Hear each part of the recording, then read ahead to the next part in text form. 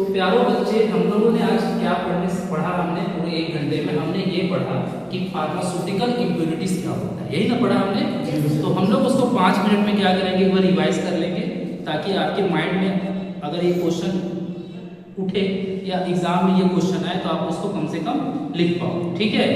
तो जैसा आप देख रहे हैं बोर्ड पे डेफिनेशन से हम लोगों ने शुरुआत किया था कि फार्मास्यूटिकल इम्प्योरिटीज क्या है, एक वैसा केमिकल सब्सटेंस है जो कि हमारे ड्रग्स में नहीं होना चाहिए, है ना, हमारे ड्रग्स में नहीं होना चाहिए, हमारे फार्मास्यूटिकल प्रोडक्ट में नहीं होना चाहिए और एपीआई में तो होना ही नहीं चाहिए। अब आप लोगों को मैंने समझाया एपीआई क्या होता है। जैसे कि ये दवा है, पूरा ये दवा देख रहे हैं ना, ये दवा समझो क्या है, एक फुटबॉल का मैदान है मैंने बताया, और इसमें जो फुटबॉल है वो आपका एपीआई है। फुटबॉल क्या है, एपीआई, मतलब वही दवा है, असली दवा। लेकिन वो असली दवा इतना छोटा है कि उसको अगर आप दोगे किसी को लेने के लिए तो वो ठीक से आपके शरीर के अंदर नहीं जा पाएगा। हो सकता है आपके मुंह के एंजाइम से वो खराब हो जाए, हो सकता है उसको स्मॉल इंटेस्टाइन में जाना, हाँ यहीं पर फंस जाए, आपके ट्रैकिया के आसपास फंस जाए या एसोफेगस के आसपास फंस जाए, है ना। तो इसीलिए उसके चारों तरफ एक हम लोग क्या करते हैं, एक्स्ट्रा मटेरियल देते हैं जिसको एडजुवेंट कहा जाता है, ठीक है। उसके बारे में आप लोग फार्मास्यूटिक्स में पढ़ेंगे और ताकि दवा को हम आसानी से निगल सके, थोड़ा सा फ्लेवर ला सके उसमें, थोड़ा सा उसका क्या है साइज को बड़ा कर सके ताकि पैकेजिंग करने में क्या हो आसानी। तो चूंकि हम लोग इम्प्योरिटी की बात कर रहे हैं तो इम्प्योरिटीज एपीआई में भी नहीं होना चाहिए और इसके ये वाले बाहर वाले पार्ट में भी कोई इम्प्योरिटीज नहीं होना चाहिए। दूसरा क्या है कि इम्प्योरिटी क्या करती है, ड्रग की क्वालिटी को खराब करती है और क्या करती है, सेफ्टी को खराब करती है, सेफ्टी उससे नहीं मिल पाता है और इफिशिएंसी कम हो जाती है, दवा जितना काम करना है वो ठीक से काम नहीं करता है। तो आज का हमारा टॉपिक डाला था डेफिनेशन जानना है इम्प्योरिटी का, और दूसरा मैंने आपको क्या बताया, दूसरा मैंने ये बताया कि सोर्स क्या है, मतलब कैसे इम्प्योरिटीज आएगी। तो पहला सोर्स क्या है, रॉ मटेरियल से आ सकती है, मतलब कच्चा माल। मान लो कहीं आप काम कर रहे हो, कच्चा माल कहीं से लाओगे ना दवा बनाने के लिए, कहीं से तो आता होगा, आप उसी में मान लो इम्प्योरिटीज है, ठीक है, तो उससे क्या हो जाता है, आपकी दवाइयां खराब बनेगी। दूसरा क्या है, मैन्युफैक्चरिंग प्रोसेस। मान लो आपके पास रॉ मटेरियल बहुत बढ़िया आया, उसमें कोई दिक्कत नहीं थी, लेकिन बनाते समय आपने क्या किया, कुछ मिस्टेक हो गया और आपको पता भी नहीं चला। सपोज करो जहां आप बना रहे ऊपर से चूना गिरकर नीचे गिर गया और वो मिक्स हो गया, या कोई छिपकली गिर गई, तो उससे क्या हुआ, आपकी दवा क्या हो गई। तो मैन्युफैक्चरिंग प्रोसेस, हो सकता है मशीन ज्यादा देर तक चला के छोड़ दिए होंगे, है ना, हो सकता है कि कुछ भी मैन्युफैक्चरिंग डिफेक्ट हो सकता है, ठीक है। तीसरा क्या है, स्टोरेज कंडीशन। मान लो आपके पास रॉ मटेरियल बढ़िया आया, आपने मशीन भी बढ़िया से चलाया, मैन्युफैक्चरिंग प्रोसेस भी बढ़िया से किया, लेकिन क्या हुआ कि उसको आपने ठीक से स्टोर नहीं किया, जिस तरीके से स्टोर करना चाहिए, जो हमारा गाइडलाइन है मैन्युफैक्चरिंग का, उसको आपने फॉलो नहीं किया, तो उससे भी दवा क्या हो जाएगी, खराब हो जाएगी, ठीक है। उसके बाद चौथा क्या है, कंटामिनेटेड इक्विपमेंट का आपने इस्तेमाल किया, मतलब जिस चीज को आपने दवा बनाया, आपके पास रॉ मटेरियल अच्छा था, आपने प्रोसेस भी अच्छा से किया, लेकिन जो उपकरण आपको इस्तेमाल करने थे, जो एपरेटस इस्तेमाल करने थे, उनमें गंदगी थी, उनमें वायरस था, उनमें बैक्टीरिया था, वो क्या हो गया, इम्प्योरिटी के रूप में दवाओं के रूप में आ गया, ठीक है। उसके बाद क्या है, डिकम्पोजिशन ड्यूरिंग सेल्फ लाइफ, मतलब दवा कुछ समय के बाद खुद के बाद खराब हो जाती है, उसका सेल्फ लाइफ होता है 3 महीने 4 महीने 1 साल 2 साल, उसके बाद वो खुद ब खुद डिकम्पोज होने लगती है, यानी खुद के रिएक्शन करके अपने आप को खराब कर लेती है, तो वो भी क्या कहलाती है, इम्प्योरिटी कहलाती है, ठीक है। उसके बाद क्या है, पैकेजिंग मटेरियल।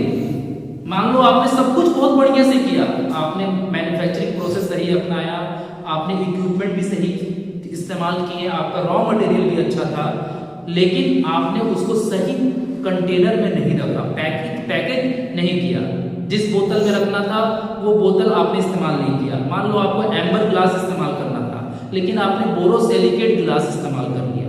मान लो आपको प्लास्टिक में इस्तेमाल उसको रखना था, लेकिन आपने उसको मेटल वाले कंटेनर में रख दिया। मान लो आपको जो ड्रॉपर उसका जो कैप लगाना था वो रबड़ का लगाना था, लेकिन आपने प्लास्टिक इस्तेमाल कर दिया, तो इन सब चीजों से भी इम्प्योरिटीज क्या होती है, आपकी दवाओं के अंदर आ जाती है, ठीक है। और क्या है, क्रॉस कंटामिनेशन।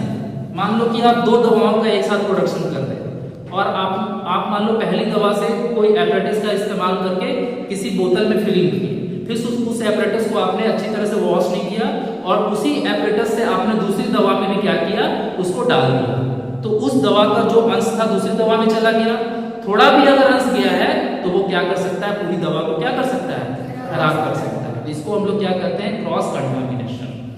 ठीक है, ये तो समझ गए आप सोर्स के बारे में जो मैंने आपको सिखाया था। अब हम लोग आपको बताया कि इफेक्ट, मान लो ये इंप्योरिटीज अगर आ गई तो उसका क्या इफेक्ट पड़ेगा, तो उसका इफेक्ट आप देख सकते हैं। पहला क्या है, टॉक्सिकोलॉजिकल इफेक्ट, मतलब जहर बन जाएगा, आपका दवा क्या बन जाएगा, जहर बन जाएगा। स्मॉल अमाउंट में भी है तो बहुत ही जहरीला है, जैसे लीड हो गया, आर्सेनिक हो गया, ये सब स्मॉल अमाउंट में भी अगर आ गए ना तो क्या करेंगे, आपकी बॉडी को बहुत ही ज्यादा क्या पहुंचाएंगे, नुकसान पहुंचाएंगे। दूसरा क्या है, थेरेपेटिक इफेक्ट कम हो जाएगा, मतलब थेरेपेटिक मतलब जो चीज को ठीक करना था, मान लो बुखार को कम करना था, सूजन को कम करना था, ठीक है, पेशाब बनाना था, हार्ट रेट को घटाना था या बढ़ाना था, कफ को निकालना था, वो ठीक से उतना नहीं निकाल पाएगा, उसकी एफिशिएंसी क्या हो जाएगी, कम हो जाएगी।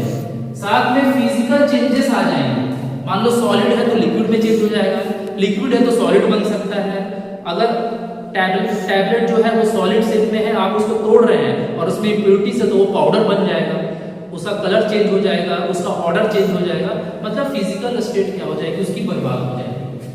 केमिकल इनस्टेबिलिटी आ जाएगी। केमिकल इनस्टेबिलिटी का मतलब जितने दिन तक उसको ठीक रहना था, मान लो उसका सेल्फ लाइफ 2 साल का था, वो पहले ही 6 महीने के अंदर क्या हो जाएगा, खराब हो जाएगा। ठीक है, उसके साथ साथ एलर्जिक रिएक्शन देखने को मिलेगा। मान लो कि आपने क्या किया, इम्प्योरिटीज वाली दवाओं का निर्माण कर दिया, वो मार्केट में आके लोग खाने लगे उसको, तो जैसे ही लोग खाएंगे उनके ओठ फूलने लगेंगे, उनको इरिटेशन होगा, उनका गट खराब हो जाएगा, डायरिया होने लगेगा, वोमिटिंग होने लगेगी। तो एलर्जिक रिएक्शन में खासकर आपके होठ फूल जाएंगे, छींकें आने लगेगी, खांसी आने लगेगा, वोमिटिंग होने लगेगी, टेम्परेचर भी बढ़ सकता है। तो ये एलर्जिक रिएक्शन देखने को मिलेगा जब आप इम्प्योरिटीज को के साथ दवाइयां बना देते हैं। उसके साथ साथ लीगल और क्वालिटी इशू आएगा। लीगल इशू मतलब मान लो कि आप किसी कंपनी में काम करते हैं, मान लो मेरे नाम से कोई कंपनी है XYZ फार्मा, आप लोग उसमें काम करते हैं, आप लोगों ने दवाइयां बनाई और इम्प्योरिटीज आ गई और मार्केट में वो चली गई और हम गए थे छुट्टी में, हम आपके भरोसे थे और मार्केट में बच्चे दवा खा रहे हैं और बीमार पड़ रहे हैं, उनको एलर्जी देखने को मिल रहा है, कोई सीरियस हो गया तो नाम किसका खराब होगा, मेरा होगा। फिर मैं क्या लूंगा, लीगल एक्शन आप पे लूंगा कि आपने कैसे बनाया, मेरे ऊपर भी लीगल एक्शन आएगा, तो मैं किसके ऊपर में बोलूंगा, आपके ऊपर बोलूंगा।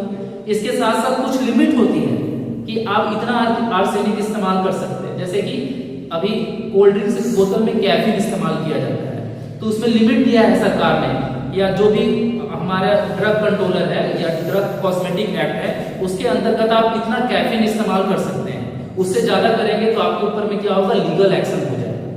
तो इसीलिए लिमिट में रह करके अगर हम केमिकल सब्सटेंस को इस्तेमाल कर रहे हैं तो वो क्या है, हमारे लिए ठीक है, वो लोगों को ठीक भी करेगा, लेकिन लिमिट से बाहर जाएंगे तो क्या होगा, ठीक नहीं होगा। और इन्हीं सब के बारे में आप लिमिट टेस्ट करेंगे अपने प्रैक्टिकल में, केमिस्ट्री में, जिसमें कि हेवी मेटल का आपको क्या करना है, लिमिट टेस्ट करना है, जिसमें आयरन का लिमिट टेस्ट करेंगे, लीड का लिमिट टेस्ट करेंगे, ठीक है, आर्सेनिक का लिमिट टेस्ट करेंगे, ये सब। तो ये सारी चीजें थी किसके बारे में, इम्प्योरिटीज के बारे में, और उसका एक टॉपिक हमने पढ़ा सोर्स और क्या पढ़ा, इफेक्ट पढ़ा। नेक्स्ट हम लोग अगली क्लास में पढ़ेंगे, ठीक है।